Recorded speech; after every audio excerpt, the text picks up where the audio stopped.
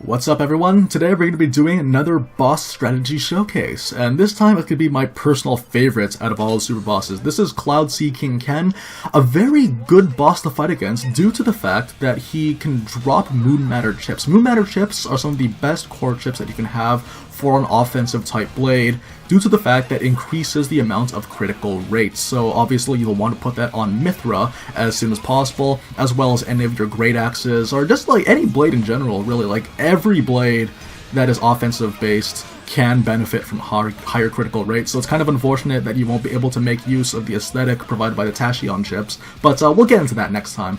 The other nice thing about this boss is the fact that he actually doesn't have very much in the way of one-shot kill moves. He just has his like kind of big damage moves, but as long as you have high health, and we're using by and large the same build as previous, it's just that I think I have the Omega Drive, and the Omega Drive just gives us more party gauge for each critical hit that we do, so that's going to be really useful. I'll see if I can switch quickly, give ourselves that bit of a heal, and here we go. So again, try to cancel out, and we're going to cancel all of our auto attacks. Never mind. Okay, so we have the aggro off of us, thankfully, and this time we can finally put in some work. We're going to go build the light orb first, and just like with before, it's just going to be just a matter of building up the orbs as quickly as possible, and Crit Mithra does that the best out of all the blades in the game. One other thing too is that with bosses like this especially, they're so big and above the screen that you actually can't keep track very easily, and I think I've already touched on this in the Artifice Ophion video, but what I essentially do is I think in pairs. So each element is a pair of opposites, and then there are a grand total of 8 orbs, meaning that there are 4 pairs. So the first thing that I would do is just start going, like kind of play defensively to kind of try to, in my head, figure out what I'm going to do. And basically, by thinking in opposites, the next thing that we could go for is dark types, but since we are playing as a light blade, building a water type orb might be a little bit easier for us to do, because again, 2 stages of that are light, which is something we have full control over. Part of the reason why I like this party so much is that it takes a lot of the guesswork from the AI, so I'm able to take as much matters into my hands. There's plenty of factors that go into how an AI works, but basically what it boils down to is that their priority list goes into driver combos, which usually means like having a break, or then going into sort of the priority of whatever element happens to be around at the time. So you'll notice that the order that I'm doing right now kind of works to our benefit. Okay, so we got the Steel Stench. We're very lucky that this happened.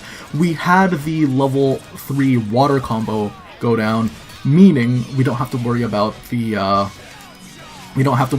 having stench inflicted on us. For those of you guys that don't know, the whole thing about these blade combos, or sorry, the blade combos, is that whatever seal is active at the time will affect whatever the enemies do to us, or the driver effects.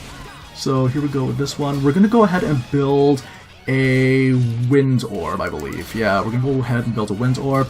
I should have stayed as Mithra before building up, but oh well. Okay, so yeah, we'll build a wind orb, mainly just due to the fact that I don't like the fact that he has a Tentacle Storm. Tentacle Storm is probably one of his most annoying attacks for a bunch of reasons. It does quite a bit of damage, it stalls a lot of time because it's like millions of blowdowns all in one go, and also the fact that it displaces the entire team, making it that much more difficult for them to get to you in the unfortunate event that you fall over and die. So here we go, trying to cancel out. Here comes Cloud Breath again. Again, try to keep, basically the general rule of all the super bosses, just keep yourself as healthy as you can at all times, because most of these bosses don't have one-shot kills unless you have really, really low HP. So here comes that Tentacle Storm I was warning you guys about, and yeah, we're able to make the blowdown fail.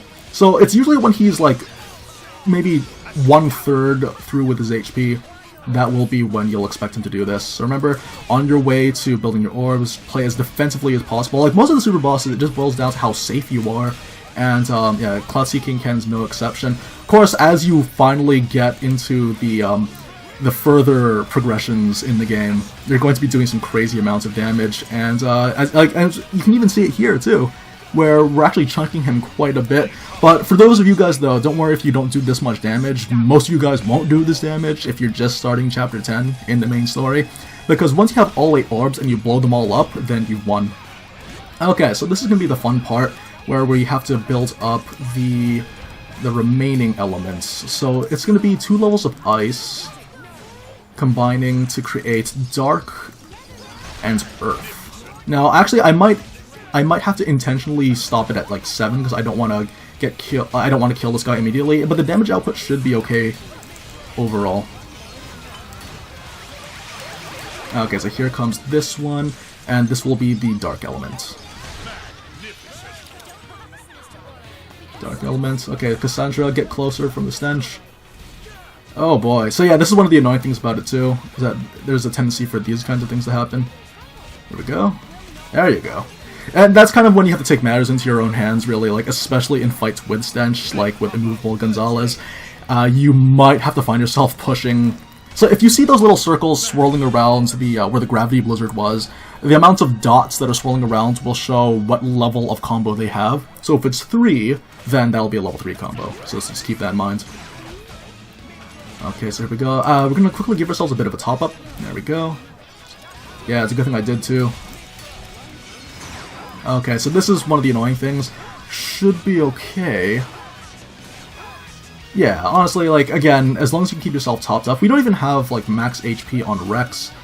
So, yeah, like, just keep that in mind. Titanium vest. Try to get yourself as beefy as possible. Okay, so we can go ahead and build the Earth Orb. Actually, we haven't done too much damage to him, so I think we might be able to do the full 8 orbs. So this will be fun. Okay, so here comes Mithra again. Yeah, just spamming away. Once you know, like, once you get into the rhythm of things, it's very easy to just quickly do this. And Permafrost Crash. Come on, buddy, you can do it. It's almost there. And while that's happening, we're hopefully just going to heal ourselves. Okay, so that's one of the things, though, is that, like, if nothing's happening, just focus on playing defensive while you're waiting for those things. Obviously, it's a lot easier with Ursula, because all you have to do is just literally switch her in, and then your entire party is, like, at full health. But that's kind of the thing, though, is that if you find yourself with a healer, then you might want to prioritize using them. Okay, so, unfortunately, Morag actually switched to the Dark Element, did she? Okay, I'm trying to think off the top of my head how else we can build Electric. And I'm thinking she's not gonna switch out, is she? Okay. Oh, here we go. Okay, good. So again, oh yeah, while you're waiting for those things to happen too, because remember, the AI can be really, really strange in their mindsets. But, so we go ahead and get ourselves this light elements. And while you're waiting, you gotta keep them topped off, because this is the part of the fight where he's gonna be really, really cavalier with his lethal harpoons, and you don't want that. Oh boy, here comes the Tentacle Storm. Okay, so all that's left now is just to build a level 3 combo. And thankfully, we do have a healer, so it shouldn't take that long for us to get ourselves topped up immediately. And I don't know, we might not be able to make it in time. No, we are in time. Yes, right on time. I love those little clutch moments.